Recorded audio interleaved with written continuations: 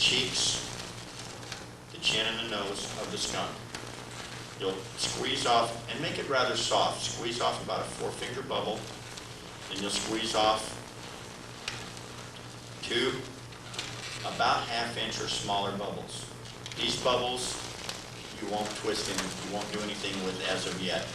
Now you'll match this first bubble that you've made of the black in size, and as you twist where you match the size, take that twist and pull it in all the way around one of the cheeks so that it looks somewhat like this. Now you'll take your white balloon that you filled you filled almost to the end, leaving 4 to 5 fingers uninflated, just like you did with the black balloon. Squeezing a little air out to make it a little bit soft, you'll twist off about a 1-inch bubble. This 1-inch bubble you will now take and put against the 2 bubbles that you made for the ears of the skunk. And you'll twist the ears as you twist the white balloon around, effectively locking the ears down. Going along the back of the head, you'll squeeze air out of the white balloon and twist it in at the junction of the neck. Take it all the way around to the front. Doing the same thing, you'll squeeze air out and twist, and then twist that around the ears to make one of the eyes. Come back down, squeeze out some air as you twist to match the eye sizes, and then twist that all the way around the head once to the back. Now you've made the head of the skunk. The cheeks, the chin, the nose, the eyes, the blaze down the back of the head, the ears, the top knot. Now because the top knot and the ears can break, you want to go ahead and do them now, because if they're going to break, you don't want to finish this out. You want it to break now so that you can start from here. Because if you finish it out and it doesn't break, but then you go here and it breaks, you've done a lot of work for nothing. So at this point, you will take the ears and the white bubble, and remember how we used the technique on the dragonfly to split the 2 ear twists apart? Take your white balloon, your white bubble for your top knot, push your ears on either side of it, and twist the top knot around to the back. Take your nozzle and pull it in tightly so that you make your little top knot. Noticing the front of the head, you will take the ears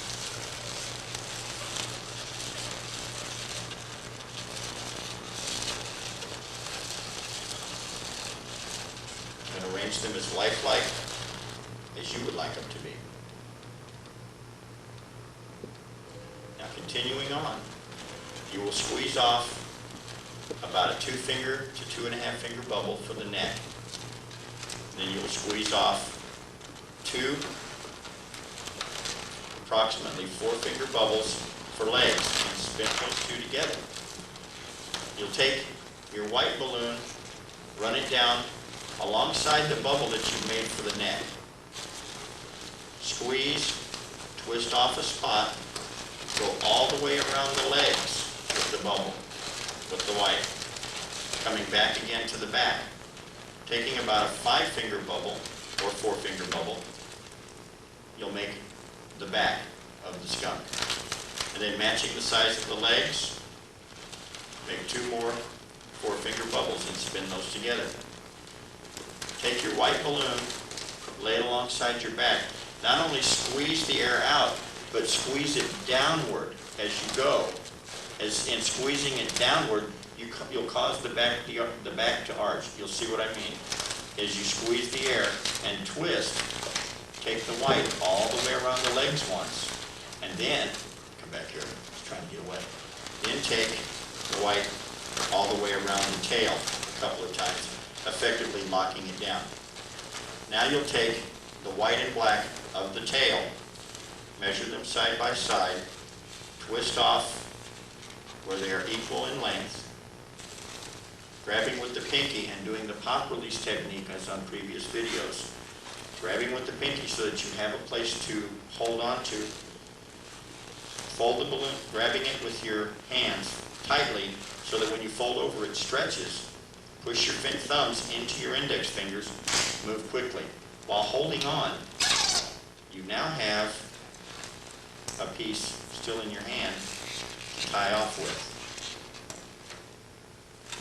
Now you'll take the tail and do a spin twist with it, spinning the two pieces together. Coming to the end, you'll take your thumb, index finger, and middle finger and pinch the two bubbles.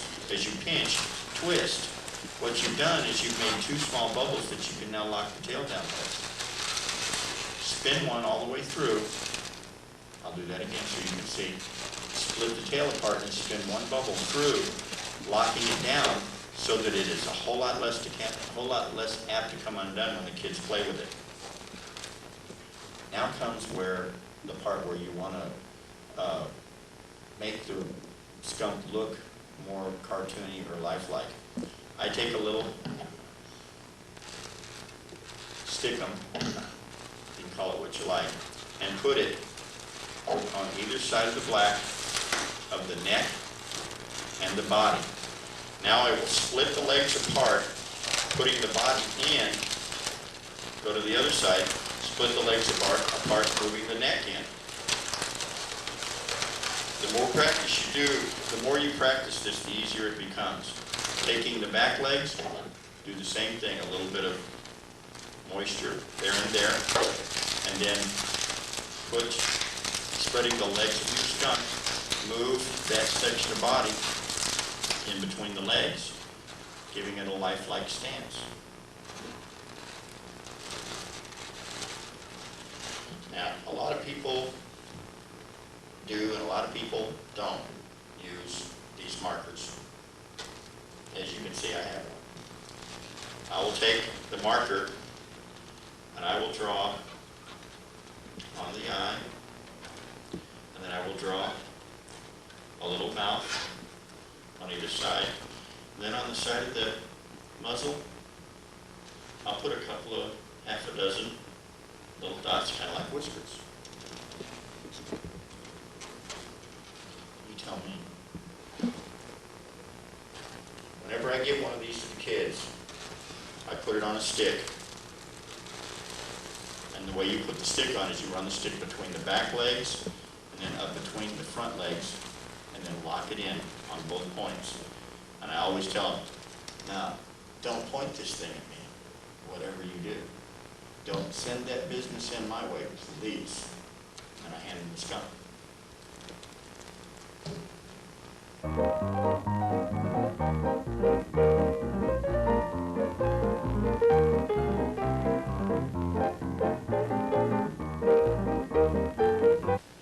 Hello. You know, on John's video #1, he shows you how to do a braid. And Mike Decker uses that same braid to do a Christmas balloon I'd like to show you right now. If you take a green, or two green and a red balloon and braid them together from end to end, take and fold it together into a loop, holding the 6 bubbles on the bottom, sticking your arm through, give it a spin to lock the bubbles down. Round it out. Now, this is where Mike Decker ends and where Santa begins. If you take the wreath and invert it, stretching it a little bit, it will retain a flatter wreath-like shape. Take your small bubbles and arrange them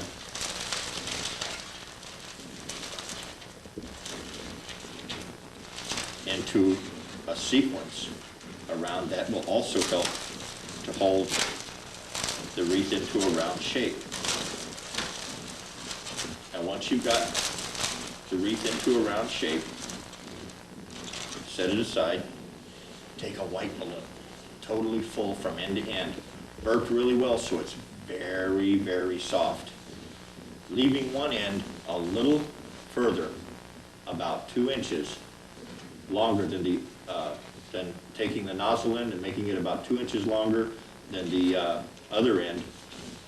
Pull the two together, twist, take and find the center, pulling that in and twisting those together. Taking your long bubble now, up close to where you made the bow, twist off a bubble about 1 inch to 1.5 inches in diameter. Ear twist that bubble. Don't just ear twist it, but take it all the way around to the front, like so. Now, like on John's video number 1, he also shows you how to do the Minnie Mouse bow. Do the same thing there. Taking your wreath in hand, holding the bow in one hand, reach up, grab the nozzle of one of the small bubbles and pull it in and wrap it around the ear twisted bubble, setting the bow upon the wreath. Once you've done that, you can bend the ends of the bow a little bit, and you've got a very nice decoration.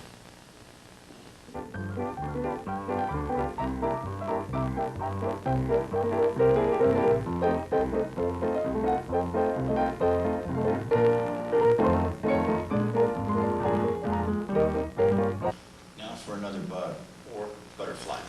Take 2 orange balloons, inflate fully with a small amount on either end left over to tie end to end. Tying them end to end, 2 rings. You can actually put one inside the other so that when you pull them together, they won't come apart so easily. Now, taking the balloons, go down to where you can find about the halfway mark. And a lot of you know how to do the heart. Well, if you don't, I'm going to show you how I do it. I take the balloon, having split it in half, I reach through